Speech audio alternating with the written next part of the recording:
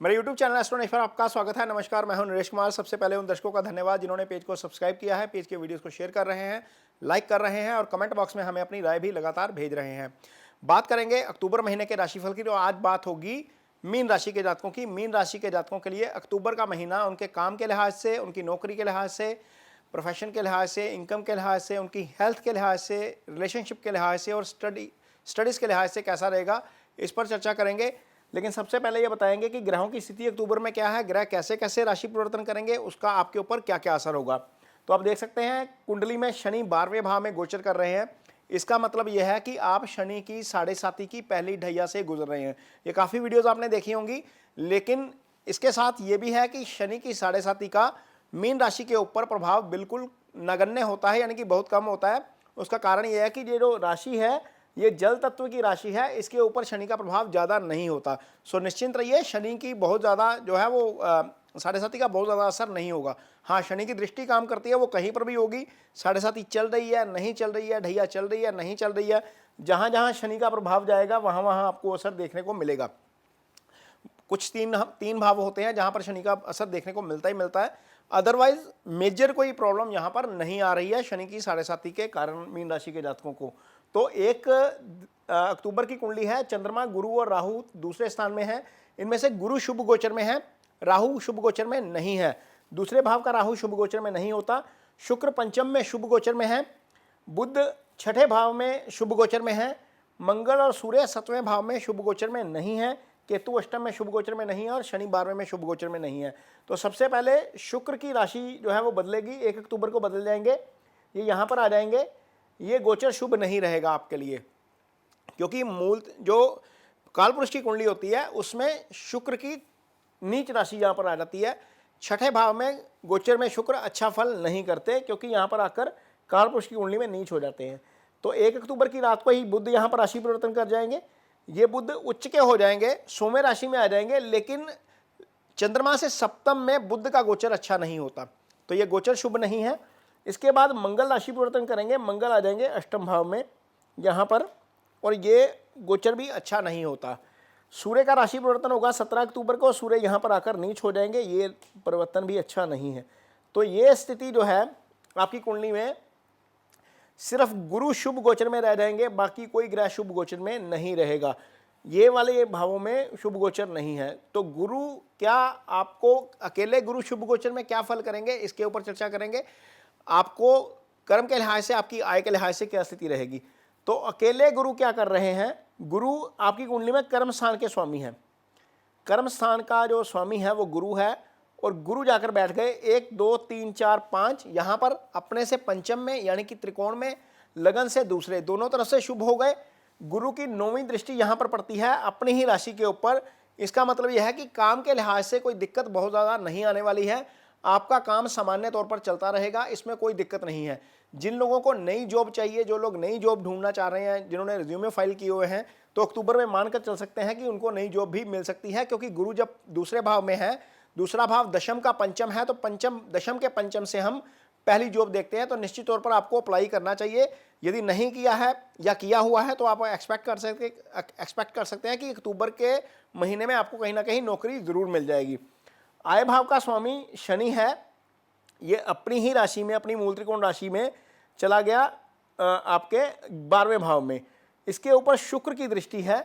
शुक्र आपकी कुंडली में दूसरे और तीसरे और अष्टम भाव के स्वामी हैं, तो इसके ऊपर एक शुभ दृष्टि तो खैर है, लेकिन धन भाव और आय भाव और धन भाव का आपस में कोई कनेक्शन नहीं बन रहा ज़्यादा। एक कनेक्शन बन रहा है, मंगल जो है वो धन भाव के स्वामी होकर अष्टम में गोचर करेंगे। 1 2 3 4 आय भाव को देखेंगे, एक दृष्टि संबंध बन रहा है आय और धन भाव का। इसका मतलब यह है कि पैसे का फ्लो चलता रहेगा, पैसे के फ्लो में ज़्यादा दिक्कत नहीं आएगी। गुरु वैसे भी धन भाव में है, तो धन भाव में गुरु की उपस्थिति अपने आप में धन की वृद्धि करने वाली होती है। लेकिन हाँ, ऐसा जरूर हो सकता है कि केतु की इस भाव पर दृष्टि और शनि का इस भाव में होना अपने आप में खर्चे थोड़े से जरूर बढ़ा सकता है। कुछ अनएक्सपेक्टेड खर्चे आ सकते हैं जिसकी शायद आपने अभी कल्पना नहीं की है। अक्टूबर में वो खर्चे आपको देखने को मिल सकते हैं। इसके लिए आपको मानसिक तौर पर तैयार रहना है, और आपके लिए पैसे का फ्लो जो है वो नहीं रुकने जा रहा। इसके अलावा बात करेंगे रिलेशनशिप की, तो सप्तम भाव से हम शादी देखते हैं, रिलेशनशिप सप्तम भाव से देखा जाता है। इस भाव के स्वामी बुध अपनी ही राशि में आ गए हैं, गोचर में शुभ नहीं है, लेकिन चूंकि भाव में आ गए हैं तो भाव एक तरीके से मजबूत है। और इस भाव के ऊपर ना शनि देख पा रहे हैं, ना राहु देख पा रहे हैं, ना मंगल, केतु और सूर्य देख पा रहे हैं। सूर्य यहाँ पर रहेंगे 17 तक, लेकिन यहाँ जैसे ही 17 के बाद यहाँ आ जाएंगे तो आपके लिए थोड़ी सी रिलीफ हो जाएगी, कोई बहुत ज़्यादा प्रभाव नहीं होगा सप्तम भाव के ऊपर। वैसे भी जब एक पाप ग्रह का प्रभाव होता है किसी भाव के ऊपर तो उस भाव से संबंधित फल जो है उसकी ज़्यादा हानि नहीं होती। दो या दो से ज़्यादा पाप ग्रहों के प्रभाव में यदि कोई भाव आ जाता है तो फिर वहाँ पर हम फलों की हानि ज़्यादा मानते हैं। तो सूर्य यहाँ पर रहेंगे 17 तक, उसके बाद यहाँ पर आ जाएंगे तो ये भाव जो है वो ठीक रहेगा, यानी कि आपका जो है वो मैरिटल लाइफ में कोई दिक्कत नहीं आएगी। हाँ, एक चीज़ ज़रूर हो सकती है, मंगल, केतु, सूर्य, राहु, यानी कि ये जो भाव है दूसरा भाव, कुटुंब वाला भाव, वो ज़्यादा प्रभाव में आ गया है पाप ग्रहों के। तो कुटुंब भाव में यानी कि हो सकता है पार्टनर के साथ कोई कंट्रोवर्सी ना हो, कुटुंब के कारण, यानी कि कई बार ऐसा होता है कि इन लॉज में कोई समस्या हो जाती है, वहाँ पर समस्या हो सकती है। वो भी समस्या फीमेल्स में ज़्यादा होगी, मेल्स में कम होगी। उसका कारण यह है कि जो गुरु हैं वो हस्बैंड के कारक होते हैं फीमेल चार्ट में, शुक्र मेल चार्ट में पत्नी के कारक होते हैं। शुक्र के ऊपर ज़्यादा पाप प्रभाव नहीं है, गुरु के ऊपर पाप प्रभाव ज़्यादा है। हालांकि शुक्र को भी शनि और राहु देख रहे हैं, लेकिन इसके बावजूद ये जो 3 और 4 गुरु 4 ग्रहों के उसमें फंसे हुए हैं, तो निश्चित तौर पर महिलाओं के लिए कुटुंब के पार्ट से, यानी कि फैमिली के पार्ट से, ससुराल पक्ष के पार्ट से कोई ना कोई समस्या हो सकती है। ये थोड़ा सा ध्यान रखना पड़ेगा अक्टूबर के महीने में।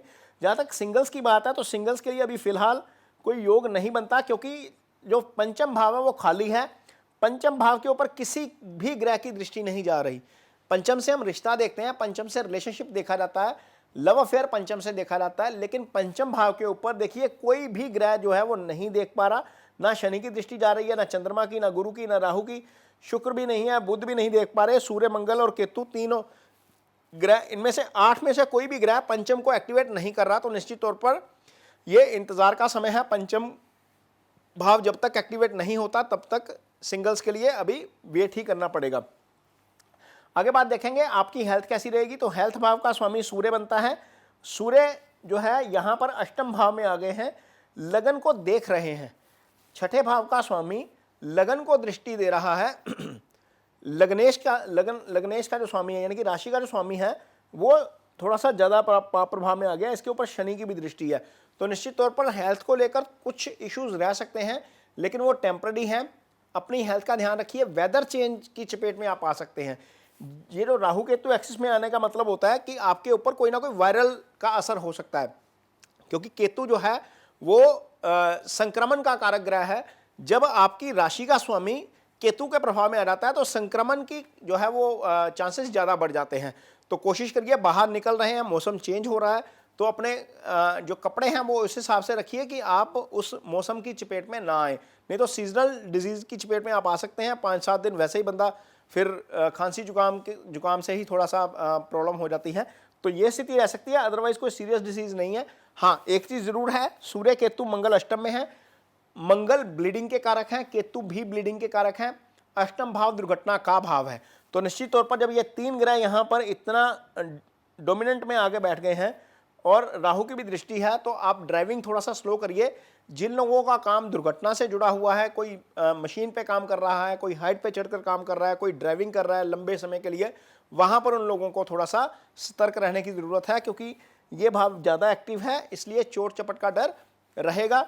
जहाँ तक स्टूडेंट्स की बात है तो बुध जो है वो राशि को देख रहे हैं, उच्च के बुध हैं यहाँ पर, और बुध ही एकेडमिक एजुकेशन के कारक हैं। तो निश्चित तौर पर स्टडीज़ में काफ़ी मन लगेगा आपका। तो ये आपके लिए अक्टूबर महीने का राशिफल है।